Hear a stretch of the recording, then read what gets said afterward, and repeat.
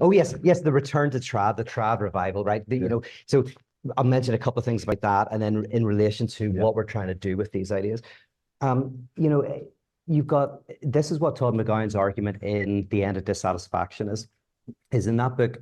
One of the arguments, anyway, maybe the central one, is that you, one of the notions of God is God lacks the lack. God is absolute and complete. We all are lacking, right? So in feudalism or whatever, we're all in the same boat. None of us are going to be able to get out of it, really. None of us are going to be able to get a life that's going to be wonderful. You toil. We're all pretty much in the same boat. We all die. That's kind of the Freudian primal father, where the primal father has access to all of the women and everything he wants, and everybody else is subject to the law. And eventually they kill the primal father, set up a totem.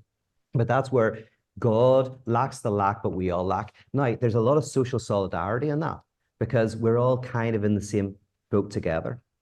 Today, we live in the God of the demand to enjoy. Right? Again, it's very key insight in Lacan, which is the superegoic injunction is not you're not seeing your mum enough, you're not being nice to your neighbor, it's you're not having enough sex, you're not going out enough, you're not having enough fun, right? So the superegoic injunction is enjoy. You're guilty for not enjoying enough. FOMO, as the kids call it, right? Is and that idea is no one's lacking. Well, except for you, but you look around and everybody else looks like they've got the thing on Instagram or whatever. And that actually is terrible for social solidarity because you start to get jealous of everybody else, social fragmentation. There's no social bond because of jealousies and envies, right? Um, so when that happens, when everything's possible, you can kind of do whatever you want. And you can just do it, self-optimize, life hacks, seize the day, all this crap that you get online, right? It actually generates more anxiety, more social fragmentation, more loneliness, more of this sense of the superegoic conjunction, enjoy, enjoy, enjoy, more guilt for not enjoying.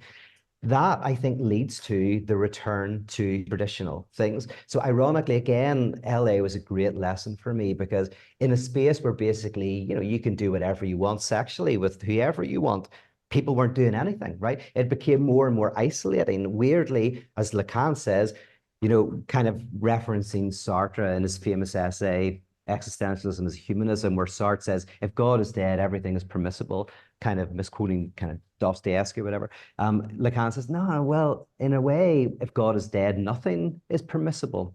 That weirdly, when you take out all the guardrails, you take off the sandbox, it just creates more anxiety, more social isolation, more, you know, fears, which we're seeing. Then what do? You return to traditional models because so in LA, you go to a conservative church like Hillsong to find a partner. You don't find a partner on Tinder and all of this stuff. You find a partner precisely by going into a conservative world again, right? Where there's all these prohibitions and therefore generate desire. In America, it's not unusual that in America they created a technology to help young people have sex, you know, the purity ring, you know, where you put this technology on and by saying I'm not going to have sex, you suddenly want to have sex, right? It generates the desire. So people who wear purity rings have more sex than people who don't have purity rings, precisely because you need the prohibition to generate the desire.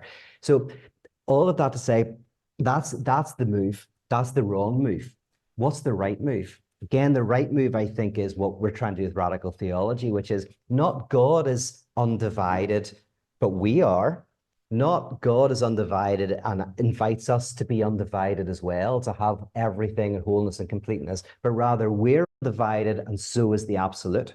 Right? That's the salvatory move. The move is into a church, not like Hillsong, where you go backwards, which is kind of fascism, because that's the enjoyment of prohibition, which is the movement of where you prohibit your enjoyment. She's brilliant on this. You prohibit your enjoyment, and now suddenly you enjoy your prohibition.